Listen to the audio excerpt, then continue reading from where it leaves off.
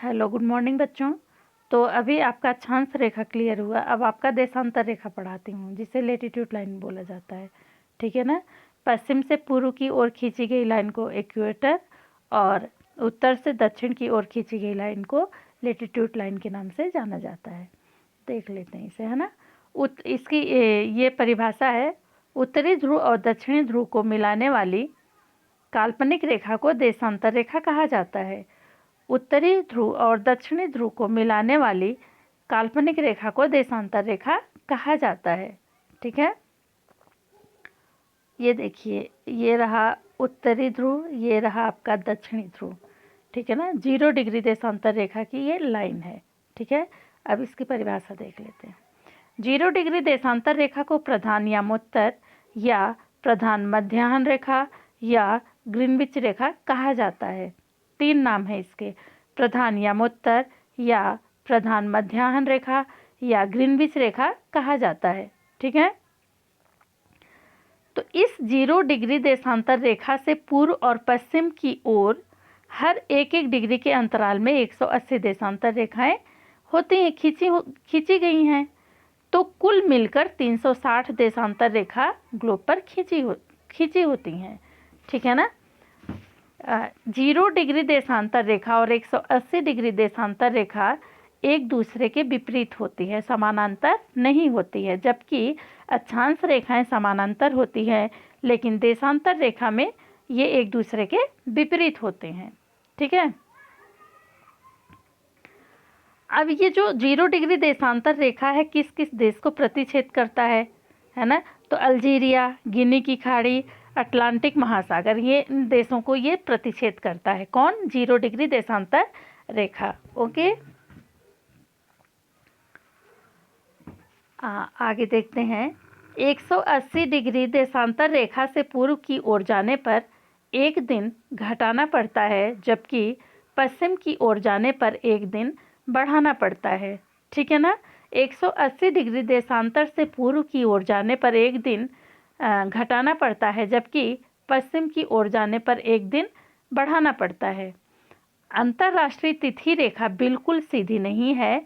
कुछ देशों के दिन और समय समान रखने के लिए इसे अपने स्थान से 4 बार मोड़ा गया है, कुछ इस तरह से। ये दिख रहा है बच्चों, ये सॉरी, ये देखिए, कई बार इसमें मोड़ पड़ा हुआ है, 4 बार इसे मोड़ा गया है। ठीक है ना।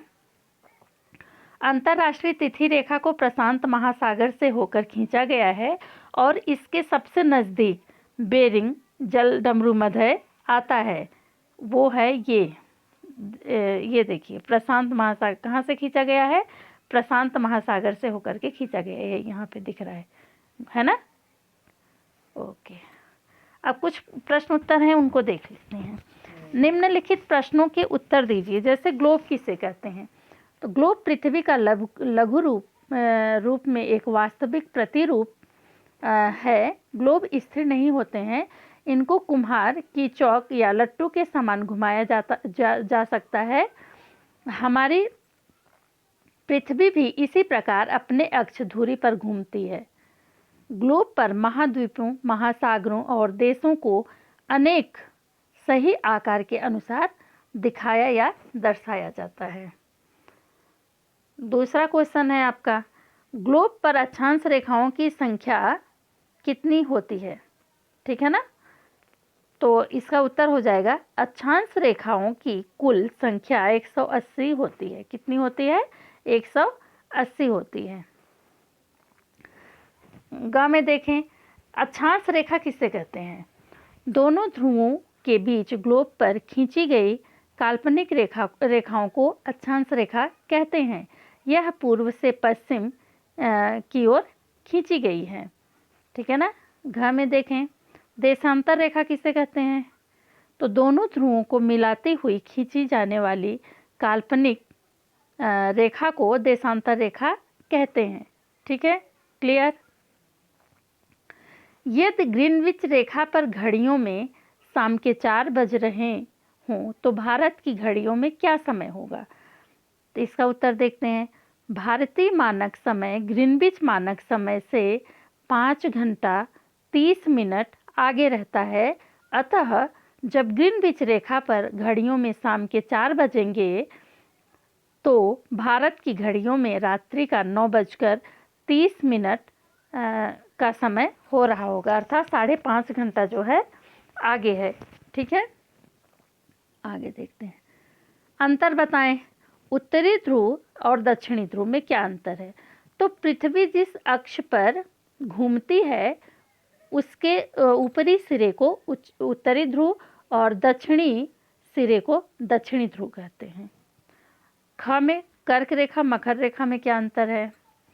23.5 डिग्री उत्तरी अक्षांश को कर्क रेखा और 23.5 डिग्री दक्षिणी अक्षांश को मकर रेखा कहते हैं।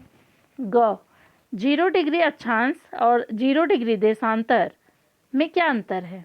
तो 0 डिग्री अक्षांश को भूमध्य रेखा और 0 डिग्री देशांतर को ग्रीनविच या प्रधान मध्याह्न कहते हैं, रेखा कहते हैं। आर्कटिक वृत्त यहाँ देखते हैं। घ में आर्कटिक वृत्त और अंटार्कटिक वृत्त है ना, में क्या अंतर है? तो 66.5 उत्तरी अक्षांश को आर्कटिक वृत्त और 66.5 दक्षिणी अक्षांश को आर्कटिक वृत्त कहते हैं। ओके, अब सही शब्द चुनकर खाली स्थान को भरें। तो देखिए, क में प्रधान देशांतर रेखा के ठीक विपरीत 180 देशांतर रेखा होती है, तो 180 होती है। ठीक है ना। ख अक्षांश देशांतर रेखाओं का मापन डिग्री में किया जाता है, तो डिग्री में किया जाता है। ओके, सभी देशांतर रेखाओं की बराबर लंबाई बराबर होती है। कितनी होती है? बराबर होती है। अगर ये ऑप्शन है कम घट बढ़ तो ये सब गलत है। शून्य अक्षांश रेखा